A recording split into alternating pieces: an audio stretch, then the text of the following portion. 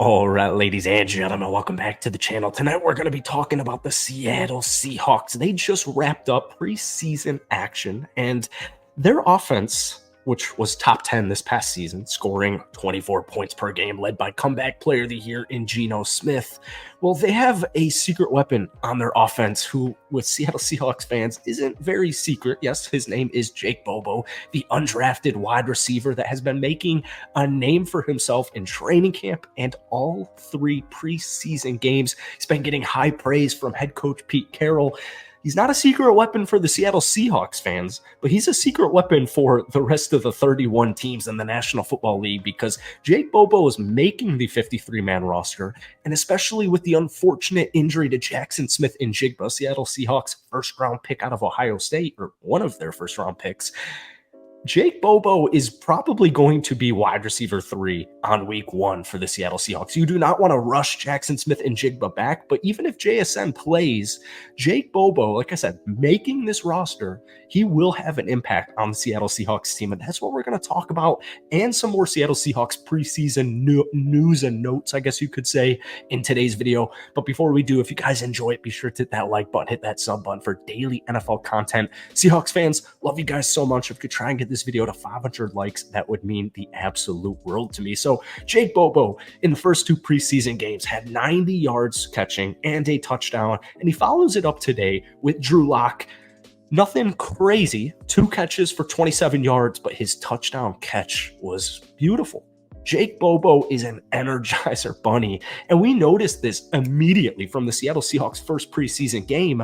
But after preseason game number 2, it was pretty much like, yeah, Jake Bobo's looking like he's going to make this roster. And when you dive into it, it's pretty shocking that he went undrafted. He played 5 years of college. In his final year at Duke in 2021, he was their leading receiver with about 800 yards. This past year at UCLA with DTR, he was also their leading receiver, 57 catches, 817 yards, 7 touchdowns, averaging over 14 yards per catch. This is exactly what the Seattle Seahawks are looking for. This is exactly it. We talk about yards after catch all the time. It's extremely important. Jake Bobo knows where to be. He's a sound football player. He's a very, very high IQ, and he just knows where to be. He runs his routes, but when a play extends, Geno Smith scrambling, I'm already envisioning in the regular season, he's going to find Jake Bobo cutting wide open, deep for a touchdown. He's every coach's dream. So Jake Bobo, Energizer Bunny, he is 100% making this 53-man roster. So like I said at the beginning of the video, nobody's worried about the wide receiver depth chart with the Seattle Seahawks because last year they were just fine with DK Metcalf, Tyler Lockett, and also Marquise Goodwin chipping in with about 400 receiving yards. So JSN in and of itself was a huge addition. But especially with all the injuries, you got Derek Young, you have Cody Thompson, you have D. Eskridge with the suspension. They are banged up, man. They have 4 banged up wide receivers already as it stands right now. So even if, like I said, JSN does end up playing week 1, which, you know, it's I don't know if it's 50-50. I think it's a little bit more unlikely. Wrist injury, I don't really know I'm not a doctor, so I'm not even going to comment on it, actually. But JSN will be fine soon. But even if he isn't, even if he is, Jake Bobo is right there with him. So he joins DK Metcalf, Tyler Lockett, and JSN to an already loaded Seattle Seahawks offense. They did end up losing the game. Drew Lock, slated obviously as quarterback 2. No Geno Smith, pretty much no starters played in this entire game. We didn't really see much, nothing too much. DJ Dallas did have a good game. He had a 27-yard run, 4 carries, 43 yards. But for the most part, a lot of these guys just fighting for a roster spot or fighting for depth charts, fighting to make another team's practice squad. Pretty uneventful game for the Seattle Seahawks as they try to, cut the roster from 90 to 53 in this upcoming week. They are going to have some difficult decisions, but I liked what I saw on the defensive side from a couple of guys who we don't really know. Like, unfortunately, today Devin Bush did go down with a concussion. Jordan Brooks is slated for week one. He's probable for week one, or he's likely for week one, which is great news. It's going to be him and Bobby Wagner as the linebackers. I am a little concerned with the linebacker depth if one of those guys went down, but the Devin Bush concussion is unfortunate, but he was not slated to be a starter. Jarek Reed, the Seattle Seahawks have a ton of depth at the secondary. Jarek Reed was their 6th round draft pick out of New Mexico. He had a really good game today. Broke up a couple balls, or almost broke up a couple of balls. He had 2 tackles for loss, 6 total tackles. Good game from him. Tyreek Smith, another guy to just keep an eye on, as he missed last season, his rookie season. He was I think he was a 5th round draft pick out of Ohio State in 2022. He missed all of his rookie season for an injury. So he's another intriguing depth piece to have. I love my Ohio State defensive players, especially Kobe Bryant, another one of these secondary players, one of these young secondary players. He's entering year 2. Not saying these guys' jobs are up for grabs, but there's just so much depth that I'm really curious what that final 53-man roster for the Seattle Seahawks is going to look like. But at the end of the day, the Seattle Seahawks heading into the regular season, win or lost, it really doesn't matter. It's a preseason football game. None of the starters played. So that is what it is. But nonetheless, the Seattle Seahawks did look good when Geno Smith and the first-string starters were out there. I don't really have many concerns for the Seattle Seahawks team. What I would say about them is there are stages of their roster where they're extremely young.